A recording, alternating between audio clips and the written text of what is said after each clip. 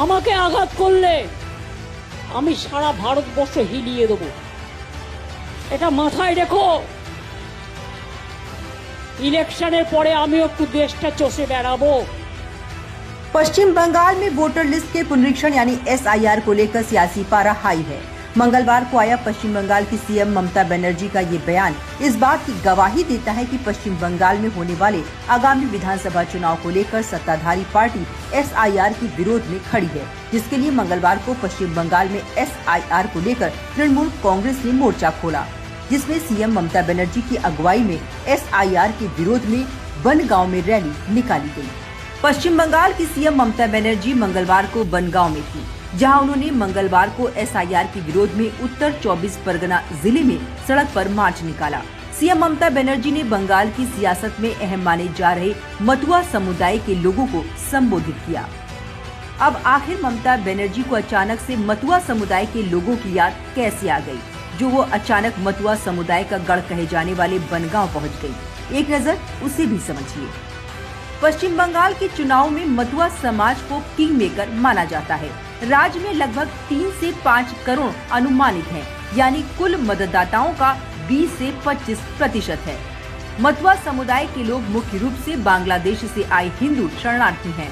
1947 और 1971 के विभाजन के बाद पश्चिम बंगाल में बस गए। यही वजह है कि ममता ने मतुआ समुदाय के बीच एसआईआर का मुद्दा उठाया। राज्य में चल रहे एसआईआर की प्रक्रिया को लेकर लगातार घमासान जारी है। ममता बनर्जी के एसआईआर को लेकर विरोध के बाद बीजेपी की तरफ से सैयद शाहनवाज हुसैन ने उन पर कड़ा पलटवार किया और उनकी तुलना राहुल गांधी से भी की।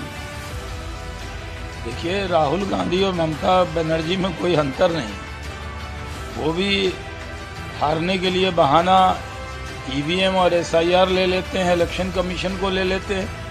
अब ममता जी ने भी कॉपी कर ली है राहुल गांधी की, क्योंकि ममता जी को ये एहसास हो गया कि आ रही है बीजेपी, दीदी सिंहासन खाली करो, भारतीय जनता पार्टी आ रही है। और बहाना मत लो, इस बार बांग्लादेशी घुसपैठिए भाग रहे हैं, वो वोट नहीं डाल पाएंगे, वो अपने देश जाएंगे।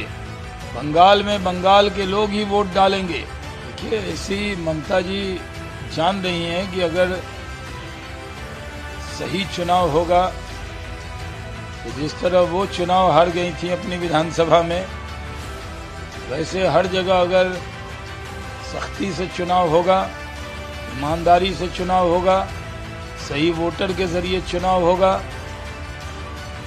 पारदर्शिता से चुनाव होगा, तो ममता बनर्जी चुनाव बुरी तरह हारेंगी। इसलिए अभी से हार का ठीकरा वो इलेक्शन कमीशन पर। पश्चिम बंगाल में शुरू हुई घमासान के बाद अब टीएमसी लगातार इसके विरोध में प्रदर्शन कर रही है, जिसके बाद अब पक्ष विपक्ष की ओर से लगातार बयानबाजी भी शुरू हो गई है।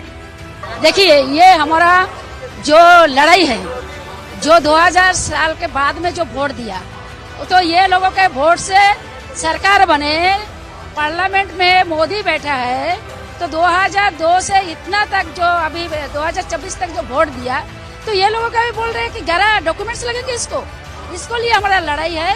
जो बौद्ध वोटर है, जो मर गया उसका काट दे, जो एक जगह से 3 जगह पे है उसको काट दे, लेकिन जिसका ओरिजिनल वोटर है उसको क्यों लोग बोल रहे हैं कि 11 डॉक्यूमेंट्स देना पड़ेंगे। तो इसके लिए हमारा लड़ाई है।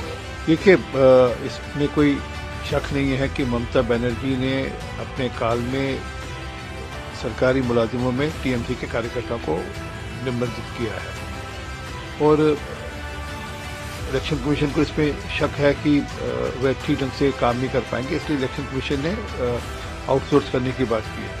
अब ये चुनावी प्रक्रिया है, चुनावी प्रक्रिया शुद्ध हो और राजनीति से प्रेरित ना हो, इसकी चिंता करना इलेक्शन कमीशन का काम है। इसलिए इलेक्शन कमीशन ने कदम उठाया है। ममता बनर्जी अपने राजनीतिक कारणों से इस पर ऑब्जेक्शन कर रही है। दरअसल 28 अक्टूबर से ही देश के 12 राज्यों और केंद्र शासित प्रदेशों में वोटर लिस्ट अपडेट का काम शुरू हुआ है, जो फरवरी तक खत्म हो सकता है। इस प्रक्रिया में वोटर लिस्ट का अपडेशन होगा, जिसमें नए वोटरों के नाम जोड़े जाएंगे और वोटर लिस्ट में सामने आने वाली गलतियों को सुधारा जाएगा। ये पूरी प्रक्रिया फरवरी तक खत्म होने की संभावना है।